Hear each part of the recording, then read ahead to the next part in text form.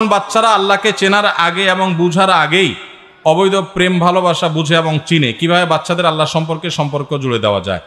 বাচ্চারা একেবারে বাচ্চা বয়সে তো আর হয় না, কিশোর বয়স থেকেই পোলাপান বিপদগামী হওয়া ধরে। বিপদগামী হবে না কেন? যখন স্কুল এমনকি মাদ্রাসার বইগুলোতে পর্যন্ত বাচ্চাদেরকে শিক্ষার নামে অবৈধ সম্পর্ক করা শেখানো হয়। আমি পরিষ্কার করে বলতে চাই, এই দেশে শিক্ষা, প্রাথমিক শিক্ষা ব্যবস্থার উপরে যে মেসাকার চালানো হয়েছে, আমি যদি বইগুলো নিয়ে বিস্তারিত দেখার, গবেষণা করার, ঘাটাঘাটি করার সুযোগ না পেতাম তাহলে আমি বুঝতাম না। আমি বইগুলো নিয়ে ঘাটাঘাটি করার পর নিঃশ্বাস বন্ধ হয়ে আসার মতো এত পরিমাণ পেরেশান হয়ে গেছি যে একটা শিক্ষা ব্যবস্থা, দেশের শিক্ষা ব্যবস্থার একেবারে প্রতিটা গিরায় গিরায় আঘাত করা হয়েছে, প্রতিটা গিরায় গিরায়। আমাদের বাচ্চাদেরকে বন্ধুত্ব শিখাচ্ছেন, ছেলে আর মেয়ে বন্ধুতা করবে, এটা শেখানো লাগে এবং এটা শিক্ষা। এই সমস্ত কুশিক্ষার জন্য তো স্কুলে যাওয়ার দরকার নাই, রাস্তায় রাস্তায় বাজারে বাজারে ঘুরলে পোলাপাইন অমানুষ হওয়া শিখে, এগুলোর জন্য তো স্কুলে যাওয়ার দরকার নেই। আমরা সেই প্রজন্ম চাই যেই প্রজন্ম পাবলিক বাসে উঠার পর কোনো মুরব্বীকে দেখলে সিট ছেড়ে দিবে। আমরা সেই প্রজন্ম চাই যে প্রজন্ম মা বাবার সামনে মাথাটা নিচু করে লাজুক হয়ে কথা বলবে। আমরা সেই প্রজন্ম চাই না যে প্রজন্মকে আপনি সেক্স এডুকেশন শেখানোর নাম করে বেহায়া বানাবেন। আমরা সেই প্রজন্ম চাই না যে প্রজন্ম ছেলে মেয়ে একে অন্যের সাথে বন্ধুতার নাম দিয়ে অবৈধ সম্পর্ক করে বাবা মার অবাধ্য হবে, তাদের জীবনকে ধ্বংস করবে। শিক্ষার নামে এই সমস্ত কুশিক্ষা পাঠ্যপুস্তকে ঢুকায়া আমার প্রজন্মকে যদি ধ্বংস করার এই পায়ে তারা অব্যাহত রাখেন, আল্লাহর কসম করে বলি এদেশের মানুষ নিজের ছেলে মেয়েকে ঘরে রাখবে, তবুও শিক্ষার নামে কুশিক্ষা শিখাবে না। আমি বারবার করে আবেদন করি যথাযথ কর্তৃপক্ষের কাছে, আল্লাহর ওয়াস্তে আপনারা একটু সঠিকভাবে তদন্ত করুন এবং সিরিয়াস হন। যারা এই ম্যাসাকারগুলো চালিয়েছে তারা, আপনারা দেখেছেন গতকাল মূলধারার একটা মিডিয়াতে নিউজ হয়েছে যে বিদেশি সাহায্য আনা কিছু এনজিও তারা আমাদের পাঠ্যপুস্তকগুলোকে তাদের মতো করে তারা খিস্তিকেও সেখানে ঢুকাইছে। এবং সেখানে আপনারা এও দেখেছেন যে ভারতের কোচিং সেন্টারের ওখান থেকে কপি এবং পেস্ট করে আমাদের বই বাচ্চাদেরকে দেওয়া হচ্ছে। তাহলে যারা বই লেখার জন্য সরকারের কাছ থেকে লক্ষ লক্ষ টাকা খাইলো, এরা কপি পেস্ট করে টাকা খাইলো, এর জন্য তাদের কি জবাবদিহি করা উচিত না? আমাদের মাদ্রাসার ছেলে মেয়েদের বই পুস্তকে শিল্প সংস্কৃতির নামে সেখানে ঢোল, তবলা, হারমোনিয়াম বাজানো, গিটার বাজানো এগুলো শিখাচ্ছেন কভারে, ভেতরের পাতায় পাতায় পাতায়, এমনকি মুসলমানদের ধর্ম শিক্ষার বইয়ে হিন্দু ধর্ম শিখাচ্ছেন।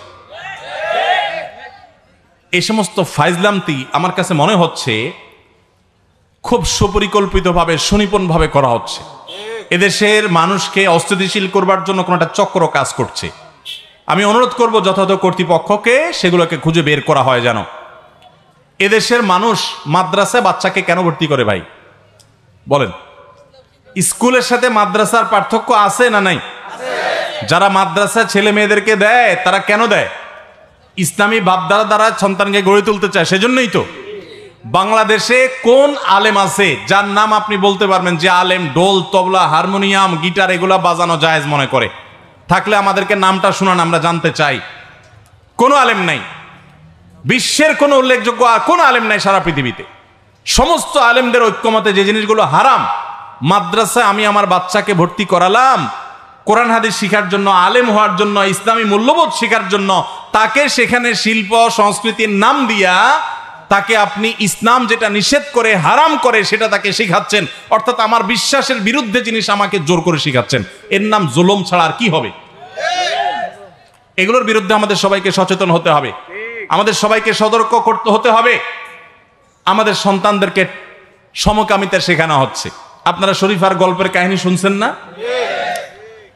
সবচেয়ে অবাক লাগে যখন দেখি যে উপরের চেয়ারে বসা মানুষগুলো বলে যে হুজুররা মানুষকে ভুল বুঝায়, এটা হিজড়াদের গল্প। কত নম্বর ধূর্ত, প্রতারক এবং ভণ্ড হলে এরকম কথা বলতে পারে? গত বছরের গল্প আমি পড়েছি, এই বছরের গল্প আমি পড়েছি, হুবহু একই, শুধু ট্রান্সজেন্ডার শব্দের জায়গায় আপনি হিজড়া বা তৃতীয় লিঙ্গ লাগাই দিয়েছেন। এখন প্রশ্ন হলো, শরীফা এই শরীফ থেকে যে শরীফা হইছে, এই কপাল পোড়া, এটা কি আসলে ট্রান্সজেন্ডার, মানে লিঙ্গ পরিবর্তন করছে, নাকি হিজড়া জন্মগতভাবে সমস্যা? গল্প তো একই, তাহলে আসলে কোনটা? যদি বলেন যে ট্রান্সজেন্ডার, তাহলে এবছরে পোলাপান তো হিজড়া পড়তেছে, তাহলে ভুল পড়তেছে। আর যদি বলেন যে শরীফা হিজড়া আসলে, তাহলে গত বছরে পোলাপান যে ট্রান্সজেন্ডার পড়ছে তারা তো ভুলটা পড়ছে। ঠিক না বে ঠিক? শিক্ষার নামে এই তামাশা এই দেশে বিগত কখনো, এত বছরের মধ্যে স্বাধীনতা থেকে আজও পর্যন্ত কখনোই, এই 23 এবং 24 এই 2 বছর এই বইগুলোকে মেসাকার করা হয়েছে। 21 সাল পর্যন্ত বইগুলোতে সালাম ছিল, মাদ্রাসার বইয়ে সালাম ছিল, মহিলা টিচারের মাথায় হেজাব ছিল, বাচ্চাদের মাথায় টুপি ছিল, বছর সেগুলো সব সরাই দিচ্ছেন। মাদ্রাসার পোলাপানের ঢোল তবলা বাজানো শিখাইছেন। এরা চায় এদেশের স্কুল এবং আলিয়া মাদ্রাসাগুলো সব ছাত্র শূন্য হয়ে যাক। তারা চায় সরকারি এই শিক্ষা প্রতিষ্ঠান, এই সিস্টেম ধ্বংস হোক, ভেঙে পড়ুক। এই জন্য তারা এই সমস্ত ষড়যন্ত্র করছে। আল্লাহ তাআলা এদের হাত থেকে আমাদেরকে রক্ষা হওয়ার তৌফিক দান করুন। বইয়ের পাতায় পাতায় স্বাস্থ্য বিজ্ঞান বইয়ের পাতায় পাতায় পোলাপানরে প্রেম প্রীতি শিখাচ্ছে। পোলাপানরে প্রেম প্রীতি বইয়ের পাতায় শিখানো লাগে, এমনি বাইন্দা ধরে রাখা যায় না। আরো পোলাপানরে নষ্ট করতেছে। বহু বাবা মার ঘর খালি হবে এই সমস্ত কুশিক্ষার কারণে। আল্লাহ তাআলা আমাদেরকে এই সমস্ত কুশিক্ষাকে প্রতিহত করার তৌফিক দান করুন। আমরা আবারও বিনীতভাবে অনুরোধ করতে চাই, আমি বিশ্বাস করতে চাই যে অনেক বড় বড় পদে দায়িত্ব থাকা ব্যক্তিবর্গ তারা জানেন না তাদের মাথায় কাঁঠাল ভেঙে খাচ্ছে কোন একটা মহল। আমি অনুরোধ করব তাদেরকে, তারা যেন সতর্ক হন।